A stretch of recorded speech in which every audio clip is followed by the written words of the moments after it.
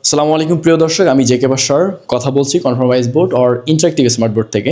ঠিক কিছুক্ষণ আগেই আমার পাশে যিনি দাঁড়িয়ে আছেন একজন ইংলিশ শিক্ষক, যিনি দীর্ঘ ৮ বছর ধরে ইংলিশ পড়াচ্ছেন।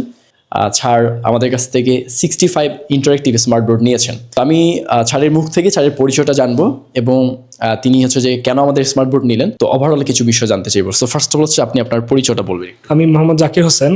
আমি একটা শিক্ষা প্রতিষ্ঠানে আছি এখন শিক্ষক হিসেবে ইংরেজির।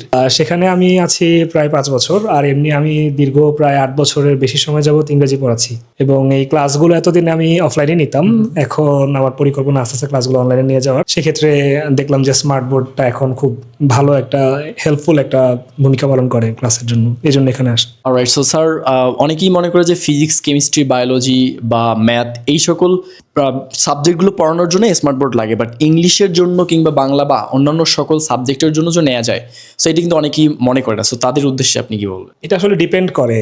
অবশ্যই ফিজিক্স, কেমিস্ট্রি, বায়োলজি যে সাবজেক্টগুলো আছে ওগুলোর জন্য এটা আরও বেশি সাপোর্টিভ, কিন্তু বর্তমান সময়ের সাথে যদি তাল মিলিয়ে চলার কথা চিন্তা করা হয় তাহলে সবগুলো সাবজেক্টে চাইলে ইউজ করা যায়। এটা ডিপেন্ড করে হচ্ছে আমি কতটুকু স্মার্টলি ক্লাসটা নিতে চাচ্ছি।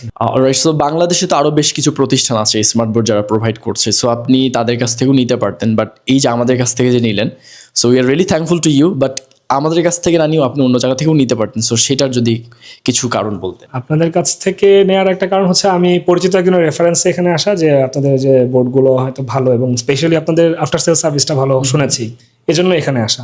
সো আপনার মতো যারা স্মার্ট বোর্ড নিতে চাচ্ছে কিংবা ভয় পাচ্ছে, নিব করছে, সো তাদের উদ্দেশ্যে আপনার লাস্ট মেসেজ কি থাকবে?